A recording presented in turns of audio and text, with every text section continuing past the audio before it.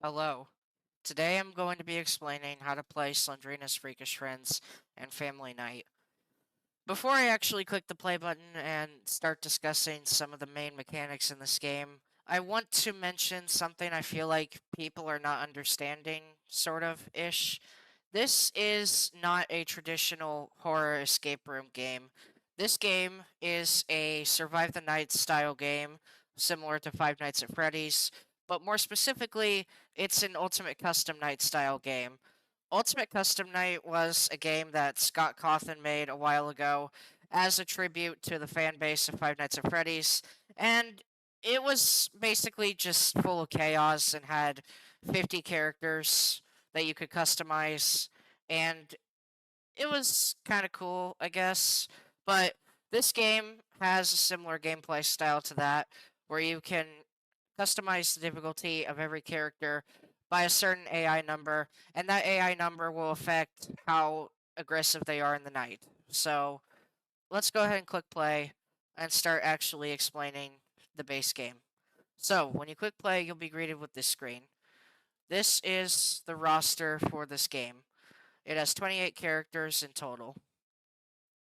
The number in the bottom right of all these icons is their AI level, and you can increase it by clicking this button that increases everyone's AI by 1, or by clicking the respective arrow on every icon by hovering over it to increase it by clicking the up one, or decrease it by clicking the down one, and you can also hold it to do it faster. And of course, this button will set everyone's AI to 0. And like I said, the AI level affects how aggressive a character is. So if Slenderman is on 5, then he will not show up that often when switching through cameras, and he also doesn't kill you that fast. But if he's at 20, then he does both of those more often, and he kills you more aggressively. It says right here to click any icon to read character info, but we will get to that in a second. I want to mention the actual gameplay before we actually go through anything else. So let's get the start button. And when you do that, you'll be greeted with these tips. You can read these if you want, but personally, I'm going to explain everything a little bit more better. But regardless, the tips are there if you want to read them. This is the controls screen. It shows up here, and you can also see it in the options that were accessible at the right of the screen earlier on the roster screen. The controls are right here, and there's also this thing right here that says hotkeys only work if the corresponding button is already on screen and clickable with the mouse. So let's go in the game and explain what that means. So when you get in game, you're greeted here. This is your office, and as you can see, there are a few things that you can look at. Firstly, there are coins. You can collect the coins by clicking with the mouse button, the left mouse button, sorry. And you can use these coins to purchase things from this vending machine. You can click these arrows to switch the item on the vending machine screen, or by pressing X and Z on your keyboard. This green button will purchase the item that's currently on the screen. You can click it or press C on your keyboard and it will buy the item. What I just bought is an apple, and you need to eat apples in order to continue going through the game. There's a hunger bar up here that will deplete throughout the entire night, and you need to eat apples to restore it. You can eat an apple by clicking at the top right here when you have one, or by pressing W on your keyboard. This bar right here is for your flashlight. Your flashlight battery has 4 bars, and when it's about to run out, it will flash. You can buy a new battery from the vending machine for 2 coins. These bars on the screen are for various tools that you need to use in order to play the game. But like the game said at the start on the tips screen, hotkeys will only work if the thing that you need to actually use the hotkey for is visible on the screen. The exception is the buy button for the vending machine. So, this blue bar over here will open the cameras by clicking it or by pressing D on your keyboard. You can click on different cameras and look at characters and stuff. But you cannot do this if you're looking at the far right, left of the office. You have to actually go to the far right and then press the D key and it will work. You cannot do this anywhere else in the office.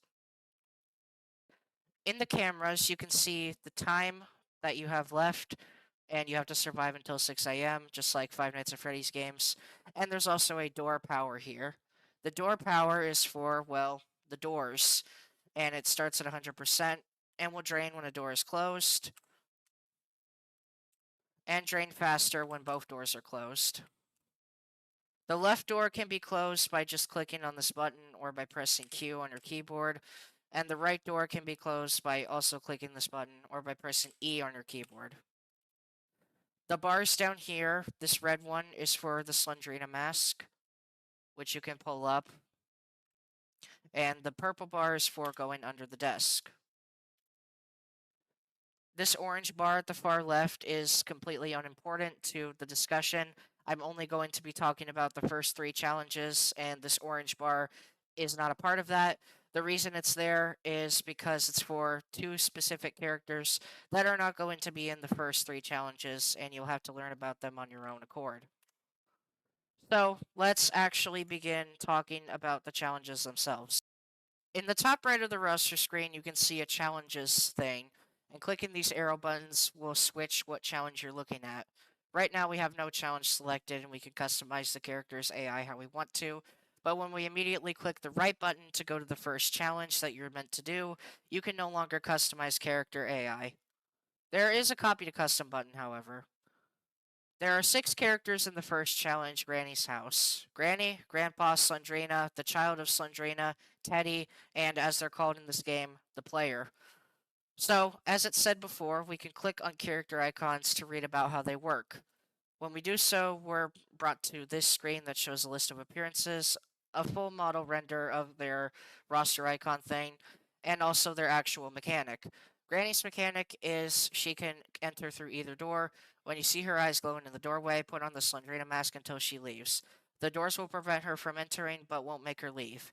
Now, for the sake of convenience, I'm only going to read that one mechanic, as it will make things go by quicker. I can just explain everyone else's mechanic.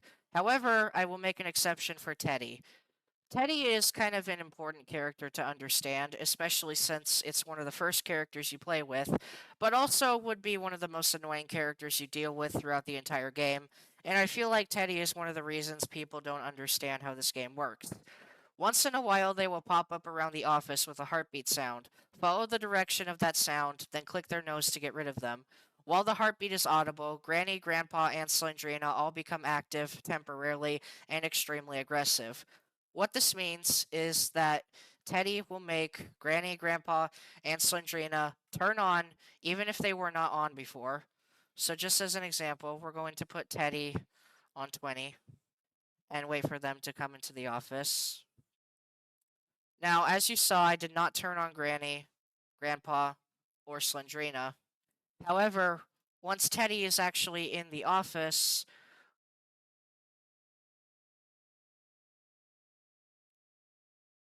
you can see that Granny has red eyes, and she's moving, and Grandpa also has red eyes, and Slendrina is on. To deal with Teddy, like the game said, all you need to do is click their nose. Now, also while Teddy is here, these 2 never leave your doors, so you have to click on Teddy in order to actually be able to get rid of them. So, yeah, that's how Teddy works. Hopefully you get it. Let's actually play the first challenge. But before we do, an important thing to note is this above the copy to custom button. Power drain, 3.75 times. Coin spawns, 40%. Each challenge has a different level of power drain and coin spawns that the player must acknowledge. As you can see, the next challenge has times 2 power drain, and coin spawns are 20%. And the next challenge has 1.75 times power drain, and the coin spawns are at 20%. So it's different for each challenge, and you should look at these numbers before you actually play. So let's actually start playing this challenge now. A night in this game lasts for 7 minutes. So, as we discussed before, we get rid of Granny by putting on the Slendrina mask, and we get rid of Teddy by clicking on their nose. And that will stop them from being angry. And here's Granny. We'll put on the mask, and she's gone. Now, I'm not going to play through the whole challenge. I'm just going to play through the first few minutes of it or so. So this is the child of Slendrina. What we need to do is look at the vending machine, find the meat, and purchase it for 3 coins. Here's Grandpa. What we need to do is close the door on him. That's all we need to do. Now, the important thing about Grandpa, he is a character that depends on you hearing him. And in order to hear where a character is at a door properly, you need to have stereo audio. So if you don't have headphones that can differentiate sounds from the left and right of your ears or your head, I guess, then, well, you can't really play this game very properly. Anyways, here's a child, but they're not killing us since we have the meat.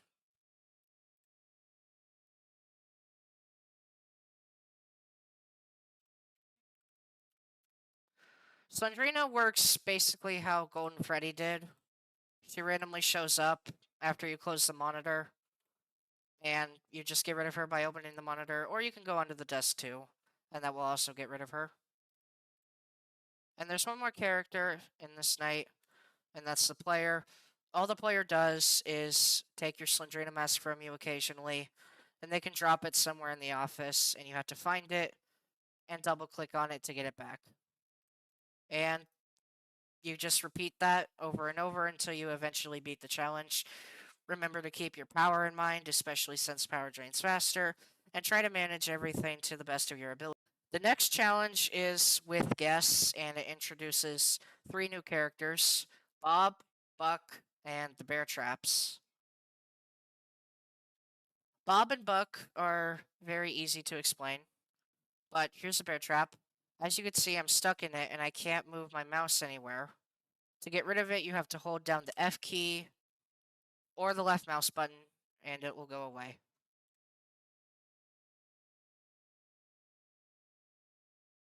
We will wait for Bob and Buck to come to the doors now. As you can see, Buck is at the door. All we need to do is close it, and he'll go away after a while. Same thing for Bob.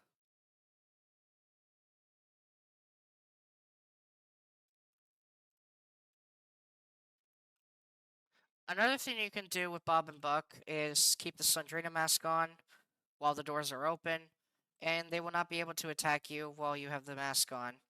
But do keep in mind that this will not make them leave the office. Also, the bear trap will respawn after a while. And the final challenge I'm going to be talking about and doing an actual full playthrough of to try and hopefully make you all understand sort of gameplay loop-ish is Hotel Insanity. Hotel Insanity is the first actual difficulty spike in this game. It introduces 6 new characters on top of 3 characters that you already learned about, so 9 characters in total. And for this challenge, I'm going to be adding on a keyboard display and a mouse display in the bottom right so that you can see all the inputs I'm doing and stuff like that. So, Slendrina's mother will come to the office occasionally, and you just have to go under the desk. She has a sound cue. Maniac 1 will go into either one of the vents. There are 2 vents here. If he goes in this one, you have to shine your light at him when he pokes his head out right here. If he goes in this one, you have to seal it pressing this button on the cameras. You can also seal it by pressing the R key on your keyboard. There's also the Apple Monster and Maniac 2. Maniac 2 is who's at the door right now. And when you hear their breathing, again, stereo audio dependent, you have to close the door on them until they go away. Now, Apple Monster just came in the office. What Apple Monster will do is take any apples that you're holding, and you can't eat them. You also can't buy apples while they're in the office. That was Maniac 3. They're basically Foxy from Five Nights at Freddy's 1. You'll see them come down through this window. And you have to close the door on them. And keep it closed until their banging stops and they will leave you alone. So, now I'm just gonna play through this night like I would normally would. Well, normally, in my sense. I'm gonna let Apple Monster take an apple here. As you can see, they just take my apples, and I have no apples.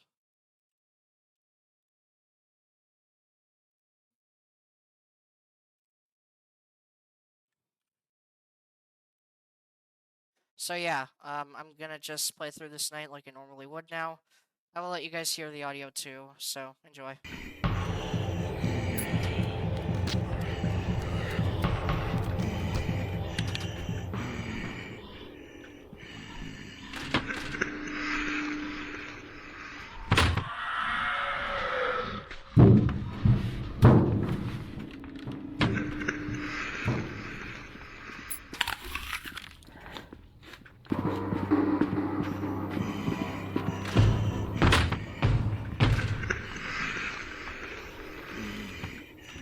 You want to play hide and seek?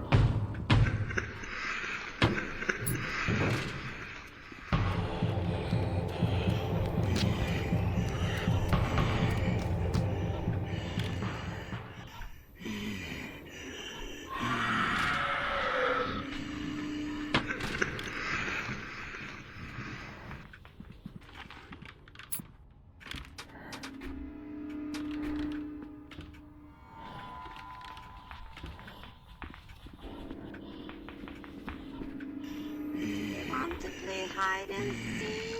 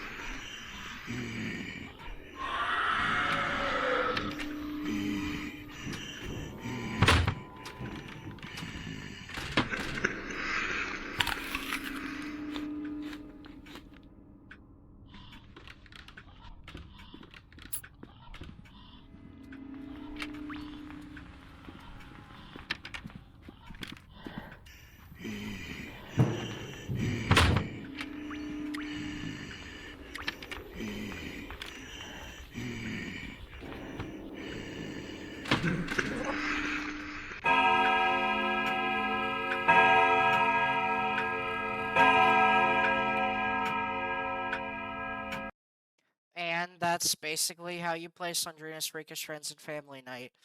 The next few challenges you're gonna just have to learn about by yourself until you eventually beat Extreme.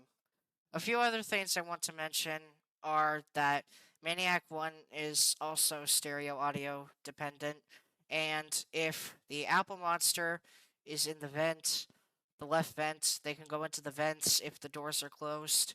If he's in the left vent, then do not use a seal on him, or it will break permanently, and there's nothing you can do about that. So, yeah, that's how you play Slendrina's Freakish Friends and Family Night, and I hope you all have a good time playing through this game.